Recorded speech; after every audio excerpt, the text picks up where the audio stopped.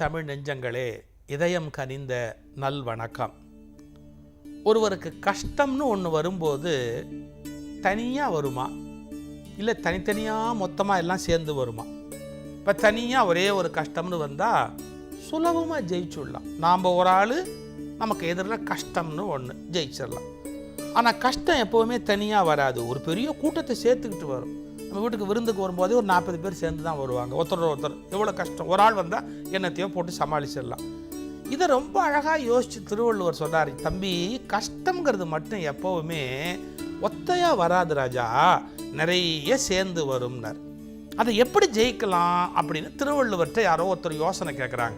அவர் சொல்கிறாரு, எவ்வளவு தூரத்துக்கு துன்பம் வந்தாலும் சரி, நீ ஒரே ஒரு தகுதி உனக்குள்ளே வச்சுருந்தேன்னா நீ ஜெயிச்சுடலான்னார். அது என்ன தகுதிங்க அப்படின்னா, கஷ்டத்துக்கு கஷ்டப்படாதே அப்படின்னா. எவ்வளோ எளிமையாக சொல்கிறார் பாருங்கள், கஷ்டத்துக்கு கஷ்டப்படாதே. இப்போ நமக்கு உடம்பு செல்லுன்னு வச்சுங்க, சில பேர் இதெல்லாம் கஷ்டப்படும், உடம்பு செல்லாமல் போச்சு. இதில் என்ன இருக்குது, உடம்பு செல்லாமல் போச்சு அவ்வளோதானே, இதுக்கு யார் டாக்டரை பார்க்கலாம், அடுத்த விஷயத்தை பற்றி யோசிக்கணும். இப்போ நமக்கு பஸ்ஸு கிடைக்கல அப்படின்னா, கிடைக்கலன்னு புலம்பக்கூடாது. அப்போ அடுத்து என்ன பண்ணலாம், ஒரு வாகனத்தை பிடிச்சி போய் சேரலாமா அப்படின்னு யோசிக்கணும். பாருங்கள், கஷ்டத்துக்கு கஷ்டப்படாமல் இருந்தால்தான் நம்மால் கஷ்டத்தை ஜெயிக்க முடியும்.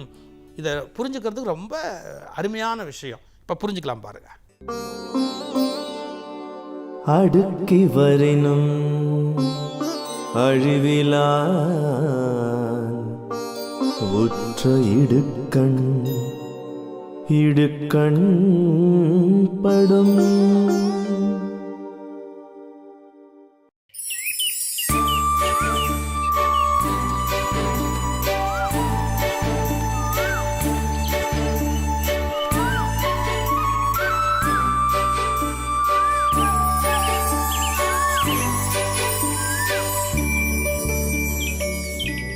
என்னம்மா பொழுது விடிச்சிருச்சு, இன்னமும் தூங்கிட்டு இருக்க? இல்லங்க, முட்டை பொரிஞ்சு எப்ப நம்ம குழந்தைங்க வருவாங்கன்னு இரவெல்லாம் முழிச்சுக்கிட்டு இருந்தேன், அதாங்க. ஏம்மா, முட்டைகள் புரிஞ்சு பிள்ளைங்க வர இன்னும் நாள் இருக்குல்ல, இப்பவே இப்படின்னா நாளைக்கு அவங்க பிறந்து வளர்ந்து நம்மளை விட்டு பிரிய போறாங்க, அப்பவும் நீ தான் வருத்தப்பட போற. ஏங்க, இப்பவும் நம்ம அப்பா அம்மாவை நாம தான் காப்பாத்துறோம், நாளைக்கு நம்ம பிள்ளைங்களும் நம்மளை காப்பாத்துவாங்க. கோச்சிக்காதம்மா, நீ சொல்றது உண்மைதான். சரி, நீ எங்கேயும் போகாம முட்டைகளை கவனமா பாத்துக்கோ, நான் இறைய எடுத்துட்டு சீக்கிரம் வந்துடுறேன்.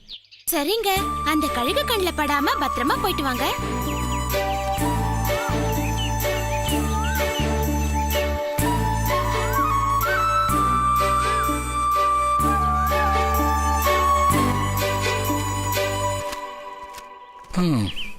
வர வர காட்டுல மரம்லாம் குறைஞ்சிக்கிட்டே வருது.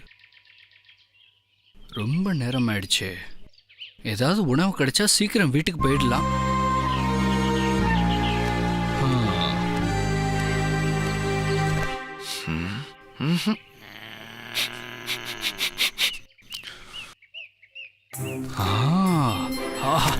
சாப்பாடு கிடைச்சிருச்சு.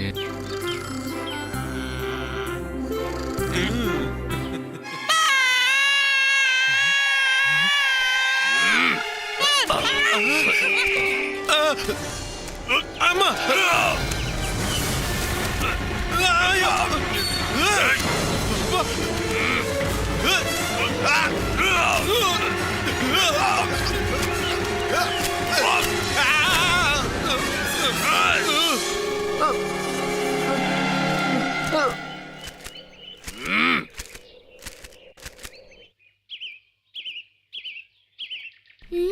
இறை எடுக்க போனவரை இன்னும் காணோமே, எனக்கு ரொம்ப பயமா இருக்கு.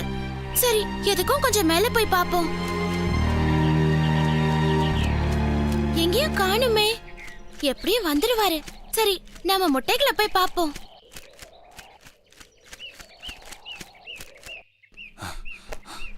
ரொம்ப நேரம் ஆயிடுச்சு, நமக்கு ஏதாவது ஆபத்து வந்திருக்குமோன்னு பயந்துருப்பா. முதல்ல வீட்டுக்கு போவோம்.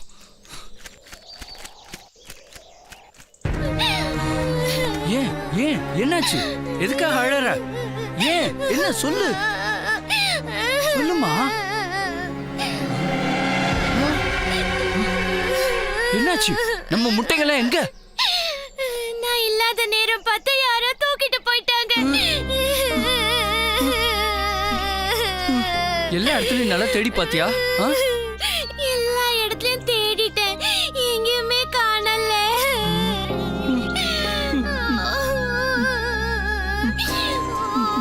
இப்ப என்னங்க பண்றது?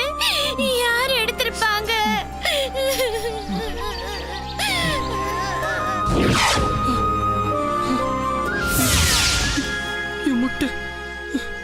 என் முட்டைகளை சாப்பிட்டது இந்த பாம்பு தானா?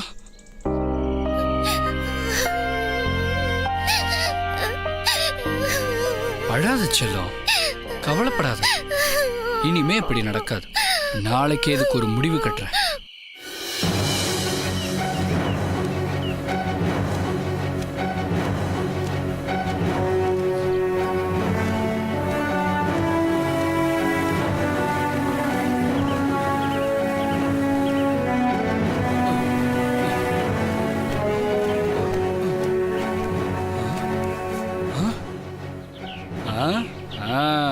இதுதான் சரியா இருக்கும். இது என்ன கூழாங்கல்லு? சரி வா, நாம போய் சாப்பாடு கொண்டு வருவோம்.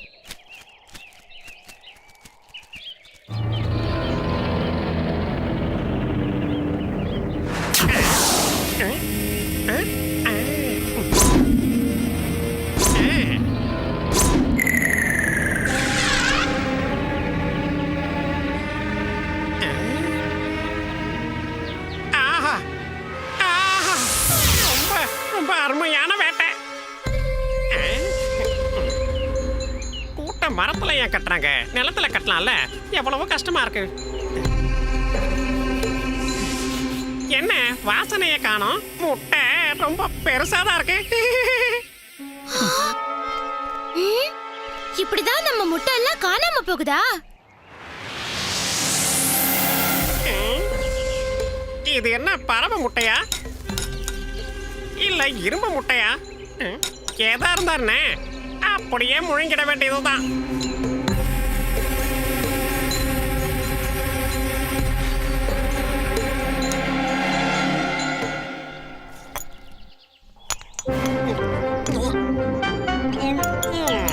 என்ன போகவே மாட்டேங்குது, தொண்டையிலே நிக்குது.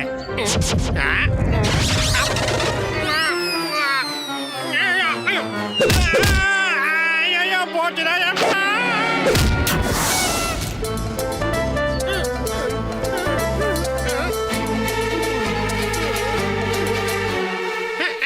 இது என்ன முடிச்சு?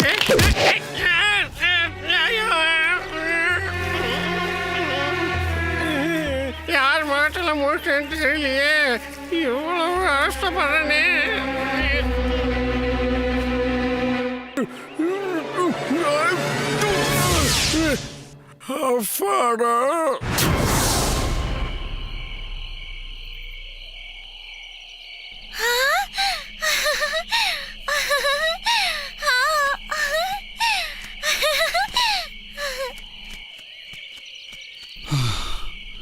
இந்த முட்டைங்களையாவது காப்பாற்றணும்.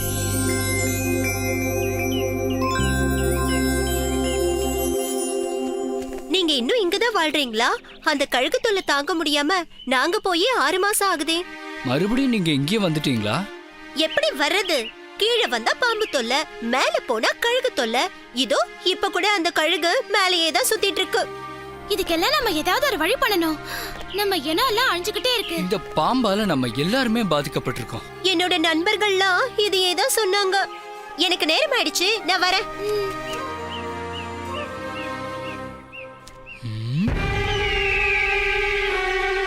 ஆமா, கழுகு மேலதான் சுத்திட்டு இருக்கு. பாம்பு அழிக்க எனக்கு சரியான யோசனை கிடைச்சிருச்சு. முடியவே முடியாது. இதுக்கு நான் ஒத்துக்கவே மாட்டேன். இத பார், நான் சொல்றத கொஞ்சம் கேளு. இப்படியே நம்ம குழந்தைங்களை பறி கொடுத்துக்கிட்டே இருக்கோமே, இதுக்கு ஒரு முடிவு கட்ட வேண்டாமா? இது விஷ பறிச்சுதான், ஆனா வேற வழி இல்ல. அதுக்காக இவ்ளோ ஆபத்தான காரியத்தை செய்யணுமா? நான் தர மாட்டேன். தைரியமா அந்த முட்டையை கொடு. அதுக்கு எந்த விதமான ஆபத்தும் வராம நான் பாத்துக்கிறேன்.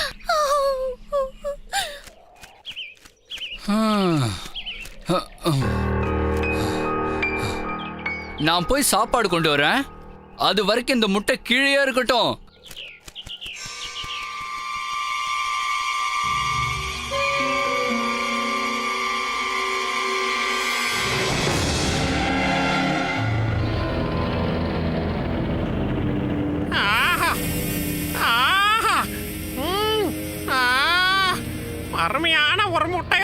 யோசனை.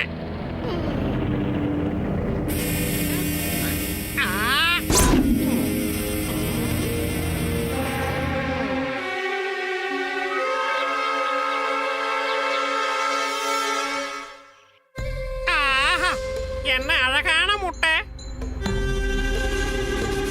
அன்னைக்கு மாட்டிக்கிட்ட மாதிரி ஏதாவது பிரச்சனை வந்துருச்சுன்னா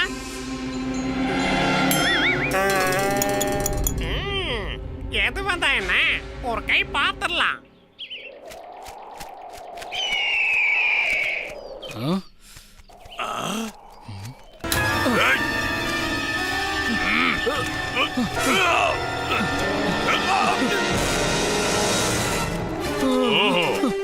உனக்கு அவ்வளவு திமிரா?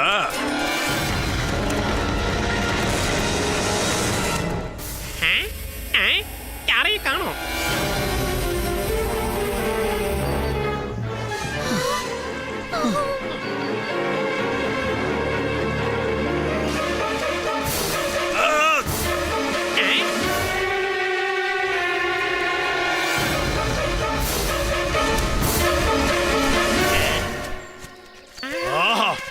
இதை விட அருமையான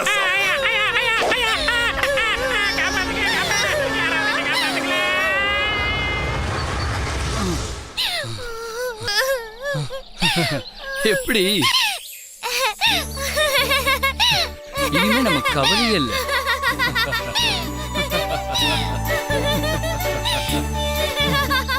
நம்ம குழந்தைங்களோட சந்தோஷமா இருக்கலாம். இடுக்கண் அழியாமை அப்படின்னு ஒரு அதிகாரம் இருக்கு. இடுக்கண் அப்படின்னா துன்பம் அப்படின்னு அர்த்தம். அழியாமைனா அதுக்கு நாம அழிந்து போகாமல் இருப்பது. இப்போ பாருங்க, கஷ்டங்கள் பெரிய கஷ்டங்கள் அல்ல, அதை பற்றிய நம்முடைய புலம்பல் தான் பெருசு. உடம்பு சரியில்லையான்னு கேட்டால் சில பேர் ஃபைலாக கொண்டாந்து முன்னாடி போடுவாங்க. எத்தனை டாக்டரை பார்த்துருக்குறோம் பாருங்க, எவ்வளோ வைத்தியம் பண்ணியிருக்கிறோம் பாருங்க அப்படின்னு அந்த கஷ்டத்தை பற்றியே பிரம்மாண்டமாக பேசிக்கிட்டே இருப்பாங்க. கஷ்டத்தை பற்றி பேசக்கூடாது, கஷ்டத்தை எப்படி தீர்க்கலாங்கிறத பற்றி பேசணும். வித்தியாசம் புரியுதா? கஷ்டத்தை பற்றி கஷ்டப்படக்கூடாது, அதை எப்படி தீர்க்கலாம்னு கஷ்டப்படணும். நம்மளுக்கு சக்தின்னு ஒன்று இருக்குது, எனர்ஜி, ஒரு சக்தி. அதை எதில் செலுத்தணும்? கஷ்டத்தை பற்றி சொல்லிக்கிட்டு இருக்கிறது இல்லையா, அதை எப்படி தீர்க்கலாங்கிறத பற்றி சொல்லணும். அடிக்கு வரினும்னா துன்பம் வரிசையாக சேர்ந்து வரும், அது ஒத்தையாகவே வராது. அடுக்கி வரினும் அழிவிலான்னா யார் அழியாமல் மன உறுதியோடு இருக்கிறானோ அவன் மட்டும் கொஞ்சம் கூட கவலைப்படாதவன். இடுக்கண் அழியாத மனநிலை உடையவன். அழிவிலான் உற்ற இடுக்கண் படும். இது கவிதை. நீ கஷ்டத்துக்கு கஷ்டப்படவில்லை என்றால் கஷ்டம் கஷ்டப்படும். எவ்வளவு அழகா இருக்கு பார்த்தீங்களா? கஷ்டத்துக்கு நீ கஷ்டப்படவில்லை என்றால் கஷ்டம் கஷ்டப்படும். நீ அதுக்கு உட்காந்து வருத்தப்பட ஆரம்பிச்சிட்டேன்னா அது உன்னை தூக்கி சாப்பிட்டுடும். எனவே வாழ்க்கையில் நிறைய துன்பங்கள் உன்னை தொடர்ந்து வந்தாலும் கூட ஒன்னே ஒன்று இருந்துட்டா போறோம். என்ன, அதுக்கெல்லாம் நான் கஷ்டப்படுறது இல்லப்பா அப்படிங்கிற ஒரு மன உறுதி இருந்துட்டா, கவலைப்படுற இயல்பு எனக்கு கிடையாதுன்னு இருந்துட்டா ஜெயிச்சுடலாம். அடுக்கி வரினும் அழிவிலான் உற்ற இடுக்கண் படும்.